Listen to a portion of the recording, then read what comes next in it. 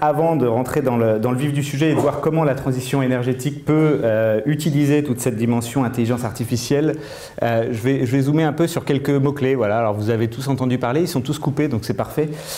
Ubérisation, plateformisation, digitalisation, blablacarisation, servicisation, blockchain. Donc voilà, il y a plein de néologismes aujourd'hui sur ces sujets de la transformation digitale et la transition digitale et qui ont impacté ou vont impacter à peu près tous les secteurs de l'économie. Donc on en a déjà parlé, on peut regarder un peu où en est l'énergie par rapport au reste du monde. Effectivement, alors on parle d'ubérisation souvent par abus de langage, parce que ça ne concerne pas tous les cas qui sont cités ici, mais si on prend un peu l'histoire récente ou pas si récente, vous avez l'hôtellerie qui a été pas mal secouée, voire violemment secouée par tous les services de réservation type Booking.com, puis après par les services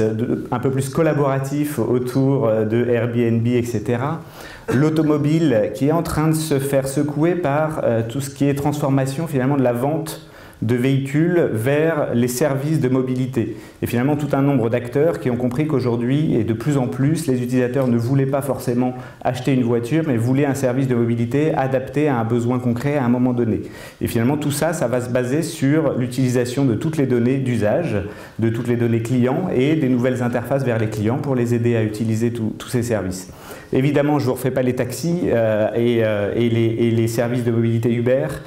qui se sont distingués par l'interface client, par l'ergonomie, par le digital, mais aussi par toute l'utilisation des données qui en sont faites. Les banques aujourd'hui, voilà, les banques historiques qui commencent à se faire peur, tout le monde fait de la banque, hein, vous avez entendu Orange, Carrefour, et puis tout plein de petites sociétés de fintech qui sont en train de pénétrer les solutions finalement par la plateformisation, l'utilisation de nouveaux outils finalement pour servir le M-Payment, pour servir les clients en direct sans tout le poids de la structure d'une banque. Évidemment, les transports, hein, les transports, et notamment en France, la SNCF s'est préparée pendant très longtemps à la concurrence de la Deutsche Bahn et des autres sociétés ferroviaires européennes. Finalement, leur premier concurrent aujourd'hui, c'est presque Blablacar et le covoiturage. Donc on voit que finalement, là, c'est un service collaboratif qui a joué. Voilà, alors est-ce que l'énergie sera le prochain? Moi je pense qu'on n'en est pas loin et je pense qu'en tout cas on commence à voir les signaux finalement qu'il y a un vrai mouvement autour de ces sujets dans l'énergie. Si on essaie de regarder un peu le point commun à toutes ces expériences de digitalisation, ubérisation, plateformisation, etc., c'est qu'à chaque fois, les sociétés qui ont réussi à prendre une place significative dans les chaînes de valeur concernées, c'est des sociétés qui ont compris la valeur de la donnée et qui ont compris la puissance de l'intelligence artificielle. Alors c'est un grand mot, hein, on peut parler de machine learning, on peut parler juste de data science, mais finalement la capacité à faire parler les données par une analyse numérique avancée. Alors je sais que beaucoup d'entre nous ont d'abord dit l'IA c'est pas nouveau, ça existe depuis 1960 et effectivement hein, on parlait de systèmes experts, on parlait d'intelligence artificielle, il n'y avait pas les capacités technologiques, il n'y avait pas les capacités mathématiques qu'on a aujourd'hui, c'est-à-dire qu'aujourd'hui on est vraiment sur un développement dans les dernières années qui est phénoménal sur l'utilisation finalement de nouveaux algorithmes, de nouveaux théorèmes mathématiques qui sortent tous les jours des grands labos sur les sujets et puis il n'y avait pas les capacités de traitement de tous ces volumes de données et de tous ces types de données parfois non structurées. Donc aujourd'hui, on a un vrai décollage et effectivement, le point commun à tous ces secteurs dérangés par des nouveaux entrants, des barbares, comme on disait juste avant, c'est ces compétences autour de la donnée, autour de l'intelligence artificielle. Alors maintenant, si on parle de transition énergétique, en fait, on va essayer de se projeter un peu dans les services énergétiques de demain et en fait les systèmes énergétiques de demain, finalement, qui vont être des systèmes, alors on a appelé ça en poupée russe, mais évidemment avec l'utilisateur, le client, hein, qui peut être un particulier ou une entreprise, qui est au centre des poupées russes. Après, évidemment, sa maison et tout l'écosystème autour de la maison, donc le véhicule électrique ou le véhicule GNV, mais on voit que c'est moins pour les particuliers, plus pour les entreprises. Potentiellement des moyens d'autoproduction, des moyens d'autoconsommation locaux avec des panneaux photovoltaïques, un peu moins des éoliennes. Demain, des moyens de stockage et donc finalement une maison qui est de plus en plus un écosystème déjà énergétique complexe en lui-même. Si on va plus large, évidemment, au niveau du bloc ou de la ville ou du quartier, on va avoir finalement une capacité à interagir entre les particuliers, les entreprises pour bénéficier finalement des moyens de production en surplus de certains pour les autres, pour avoir finalement déjà un premier niveau de réseau, un premier niveau d'échange d'énergie. Et puis on va aller plus loin après au niveau du pays ou du continent, finalement avec, je suis d'accord avec ce qui a été dit au début, toujours un besoin de réseau pour pouvoir partager, pour pouvoir échanger et pour pouvoir gérer des moments où on a moins de capacité de production. Les solutions de stockage actuellement ne vont pas permettre de supporter finalement une autonomie complète de tous ces microsystèmes énergétiques. Et donc on va être dans une logique effectivement de grands réseaux de partage. J'ai représenté les réseaux, vous verrez qu'il y a beaucoup de symboles qui représentent l'électricité. Ce n'est pas que l'électricité, hein. Les smart grids, c'est bien pour l'ensemble des réseaux et ça touche aussi bien le gaz que l'électricité. Finalement, on a des vrais sujets autour de la complémentarité de ces deux réseaux et notamment, par exemple, du stockage de l'électricité en surplus par des solutions gaz, ce qui est de plus en plus dans les cartons finalement et dans les projets de ces deux familles, on va dire, d'énergéticiens. Alors là-dedans, finalement, on le voit, l'intelligence artificielle, elle est potentiellement partout. Donc elle est au niveau finalement du client qui va vouloir avoir des informations de consommation en temps réel et surtout on va vouloir mieux le connaître. Donc mieux le connaître, ça veut dire utiliser un peu des données d'usage, des données de consommation pour savoir finalement à quel moment il a besoin d'énergie, à quel moment il en a moins besoin, est-ce qu'il est loin de son domicile ou pas et est-ce qu'il va falloir finalement commencer à faire réchauffer les systèmes, est-ce qu'on peut les refroidir parce qu'il est en week-end pendant longtemps et qu'il n'y en a pas besoin, est-ce qu'on apprend de son comportement et donc là finalement on voit qu'il y a beaucoup d'usages type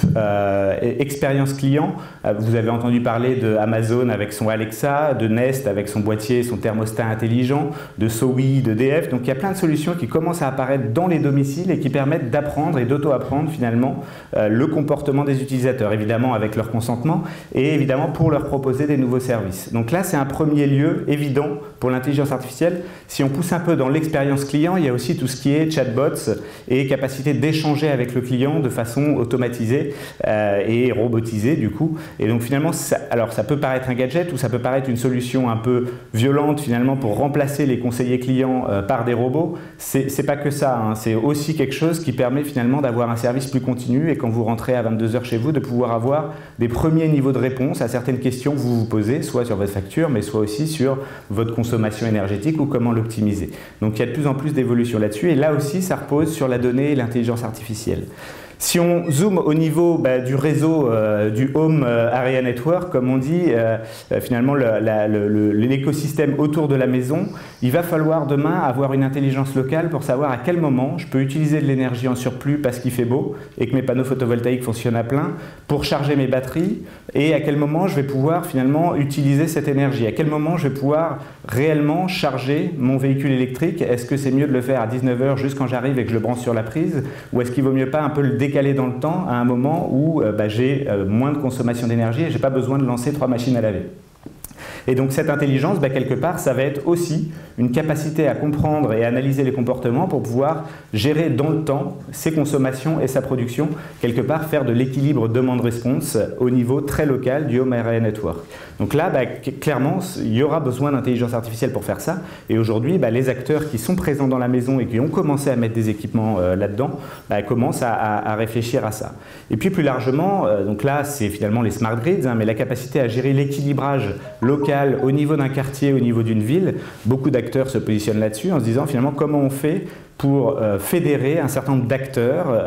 autour de plateformes, autour de solutions et pouvoir gérer cet équilibre demand response entre les réseaux de gaz, les réseaux d'électricité, les entreprises qui sont consommatrices mais un peu moins la nuit en général, ou ça dépend lesquelles, mais, les particuliers qui sont consommateurs plutôt à des heures très précises le soir et le matin, voilà. Et donc finalement comment on étale un peu tout ça et comment on gère ça de plus en plus, ce qui n'est pas le cas aujourd'hui, de plus en plus en temps réel. Donc là, évidemment, l'intelligence artificielle va compter. Plus largement, quand on va regarder au niveau des échelons européens, M. Brodt en a parlé en introduction, effectivement, il y a un vrai sujet d'équilibre demande-réponse de plus en plus clé et qui doit se gérer effectivement au niveau beaucoup plus large que juste une ville, un quartier, une entreprise, parce que ça permet d'étaler, de partager, d'utiliser des moyens de production beaucoup plus massifs. On a parlé des centrales nucléaires tout à l'heure, ou des réseaux ou des plateformes hydrauliques, etc. Donc voilà, on voit finalement à tous les échelons de ma poupée russe, on va avoir besoin d'utiliser les données, on va avoir une capacité à proposer des services innovants grâce à cette intelligence artificielle. Si on regarde sur des domaines plus transverses, évidemment sur les places de marché et tout ce qui est plateforme collaborative, aujourd'hui vous avez de plus en plus de plateformes collaboratives qui proposent aux utilisateurs d'échanger de l'énergie. Donc j'ai des panneaux photovoltaïques sur mon toit, je vais pouvoir revendre mon énergie à mon voisin à un moment où j'en ai pas besoin. Donc il y a des expériences en Allemagne qui ont été faites avec des villes entières équipées et finalement qui produisent beaucoup plus que le besoin local et donc qui commencent à travailler sur la plateforme, alors avec des solutions de blockchain pour gérer les transactions, mais donc on va avoir aussi cette capacité à traiter ça finalement dans des logiques de plateformes collaboratives ou des plus classiques plateformes de marché qui sont évidemment dotées d'intelligence artificielle. Et puis après, il y a toute l'intelligence artificielle pour l'interne, j'allais dire pour les grandes entreprises, tout ce qui est autour de la maintenance prédictive, de la capacité à savoir quand les équipements vont tomber plutôt qu'à les maintenir de façon un peu automatisée ou trop récurrente. Et puis un peu d'intelligence artificielle aussi pour la digitalisation des workforces, donc des équipes terrain finalement qui sont de plus en plus équipées par des smartphones ou toute autre forme d'équipement et sur lequel on va pouvoir gérer une optimisation de leur tournée et une optimisation du coup du temps et du service qu'ils proposent au client final. Donc on le voit, finalement ça fait beaucoup de domaines d'activités possibles pour l'intelligence artificielle et c'est très concret finalement sur tous ces sujets-là. Ce qu'on commence à voir, c'est que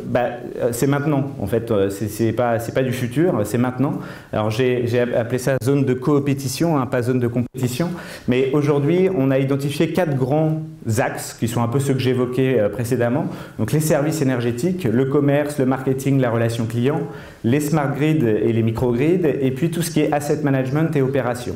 Sur ces 4 domaines, on avait et on a toujours des acteurs en présence, solides, réputés, qui ont fait leur renommée sur la compétence énergétique, j'allais dire. Donc voilà, là j'ai cité un certain nombre d'exemples en France, mais c'est la même chose dans d'autres pays. Et puis de l'autre, vous avez un certain nombre d'acteurs qui sont ce que j'ai appelé des challengers digitaux, donc des acteurs finalement qui sont en train de travailler à des solutions disruptives pour le monde de l'énergie et justement qui vont marier la compétence énergétique qu'ils n'ont pas toujours à la base, c'est surtout des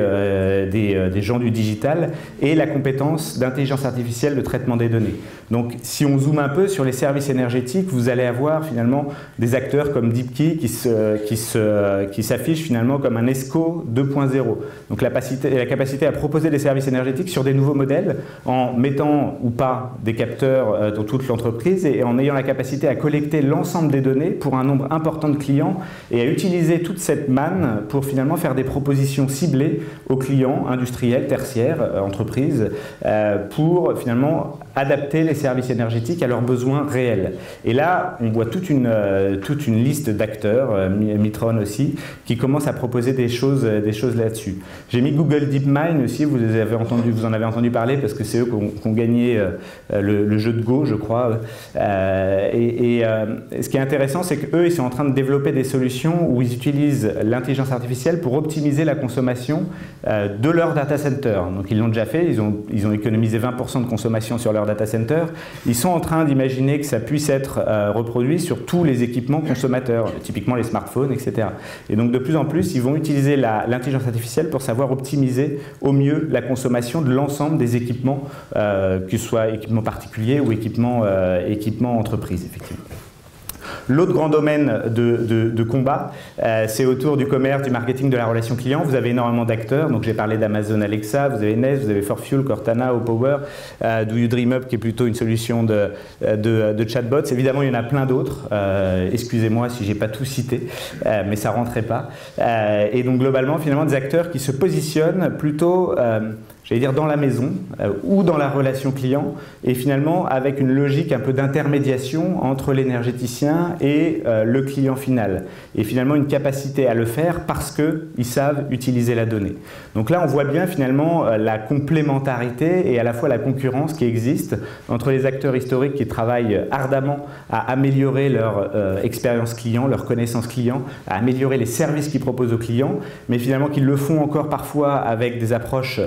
un peu historiques de la connaissance énergétique, et puis des acteurs qui vont prendre un penchant complètement différent, qui est uniquement, j'allais dire, ou basiquement basé sur la donnée, et qui permet d'avoir des informations très, très riches également.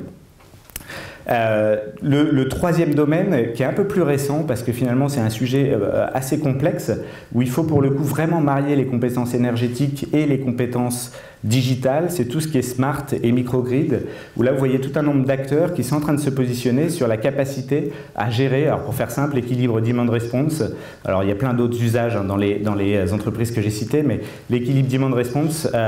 au niveau d'un microgrid, au niveau d'un smart grid, et finalement qui sont en train de récupérer, j'allais dire, l'intelligence centrale de ce qui sera l'équilibre demande-réponse de demain. Donc là, évidemment, zone de coopétition, parce qu'aujourd'hui, les énergéticiens ont besoin de ces acteurs pour accélérer sur la transformation digitale, mais en même temps, ils sont en concurrence parce que finalement, les énergéticiens de demain, s'ils n'ont pas pris la main sur cette intelligence artificielle, s'ils ne sont pas en capacité eux-mêmes de maîtriser leur moteur qui va leur permettre de se différencier, ben quelque part, ils risquent d'être les dindons de la farce. Hein. Vous avez de plus en plus de géants industriels, GE avec Predix, Siemens, Bosch, dont on entend beaucoup parler, qui sont en train de se positionner sur l'industrie 4.0 et le fait d'accompagner les clients, finalement, et là encore, grâce beaucoup à de l'intelligence artificielle et à du prédictif, d'accompagner les clients industriels sur leur transition, et finalement, qui prennent en partie une place d'un certain nombre d'acteurs de l'énergie. Je déborde, c'est ça, on me dit que je déborde, mais j'ai presque fini.